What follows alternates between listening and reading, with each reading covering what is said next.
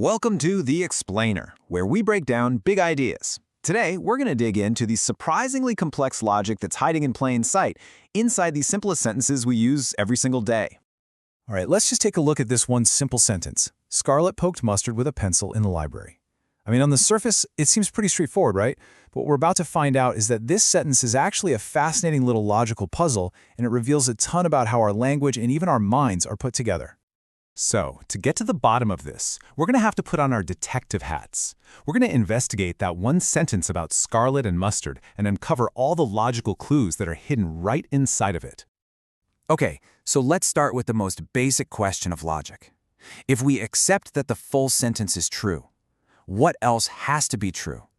What does this one single fact absolutely guarantee us? Let's see how this all works. We can start to unpack all the logical implications here by just carefully removing details, one by one, and seeing what truths are still left standing. So check out this pattern. If step 1, the whole shebang, is true, then it stands to reason that step 2, where we just get rid of the location, that also has to be true. Same thing for step 3, where we take out the weapon. And of course, the core action in step 4 must be true. You just can't do the action in step 1 without also doing the action in step 4. Each simpler version is absolutely guaranteed by the more complex one. This logical pattern of simplifying a statement by just dropping descriptive details, it actually has a name. It's called conjunct reduction.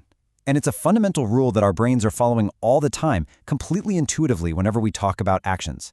We are constantly reducing complex statements down to their simpler implied truths. Now here's where it gets really interesting. What happens when we go the other way? What if, instead of just removing a detail, we try to change one? This is where the logic gets super specific. So this table lays it all out perfectly.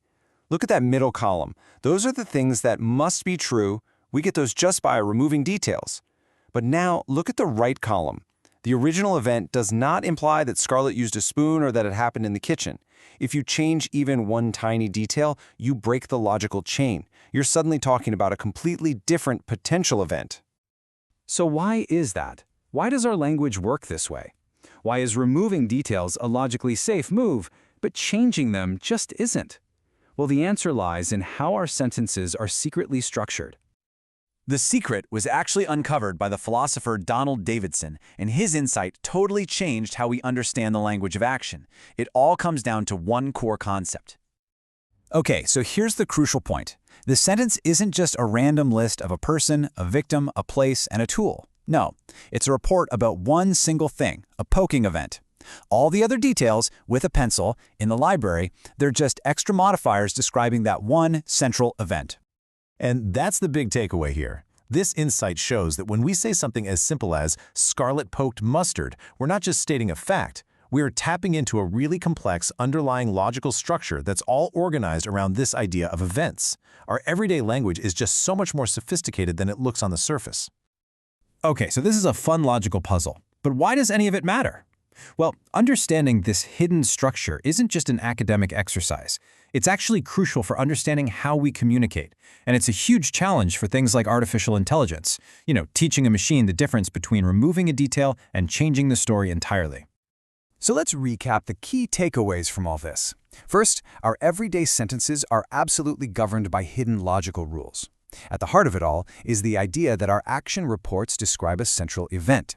And that's why removing details, what we call conjunct reduction, is a logically safe move. But changing details is not, because it creates a report about a totally different event.